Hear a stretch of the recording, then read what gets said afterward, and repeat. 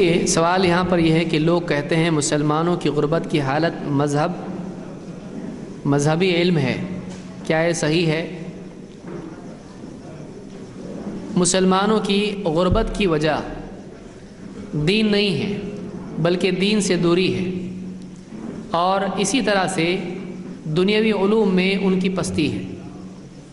آج مسلمان دین سے بھی دور ہیں، اس کی وجہ سے اخلاقی اعتبار سے گراوٹ مسلمانوں میں دکھائی دیتی ہے۔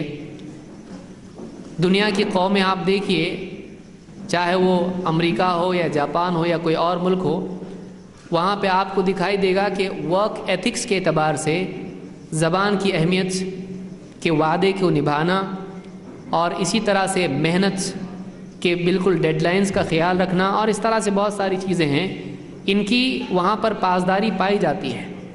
لیکن مسلمانوں کے ہاں بہت سارے مسلمان ان چیزوں کا لحاظ نہیں کرتے ہیں۔ کتنے میکینک ہیں، آپ ان کے پاس جائیں، کہیں کل آ جائیے کام ہو جائے گا، لیکن آپ ہفتہ بھر مہینہ بھر چلتے رہیں، وہ آپ کا کام نہیں کرے گا۔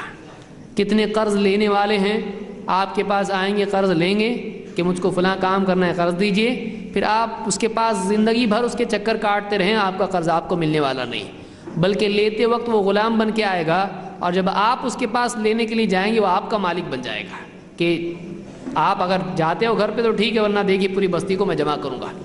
تو مسلمان کا کیریکٹر جو ہے آج گر جانے کی وجہ سے بھی مسلمان ترقی نہیں حاصل کر رہے ہیں۔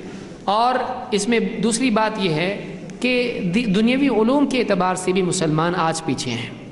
ہمارے گھروں میں ضروری نہیں سمجھا جاتا کہ بچوں کو پڑھائیں، ماں باپ بھی کہتے ہیں اس کو پڑھا کے کیا بہت بڑا، کیا کوئی منسٹر بنانا ہے، کوئی منتری بنانا ہے، یا کوئی اس کو ڈاکٹر انجینئر بنانا ہے، اس کو اپنی دکان پہ بیٹھنا ہے، تو زیادہ پڑھنے کی ضرورت کیا ہے؟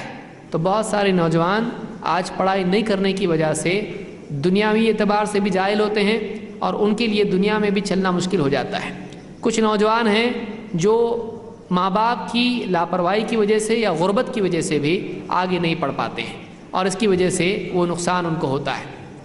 تو غربت کی وجہ بنیادی طور پر دین نہیں ہے بلکہ مسلمانوں میں شعوری اعتبار سے مقصد کے علم کی کمی، کہ ہمارا مقصد کیا ہے زندگی کا، یہ مقصد کا شعور نہیں ہے، کردار نہیں ہے، اور جو پاسبلٹیز ان کے لیے ہیں، جو ترقی کے مواقع ان کے پاس ہیں، ان مواقع کو استعمال نہیں کر رہے ہیں۔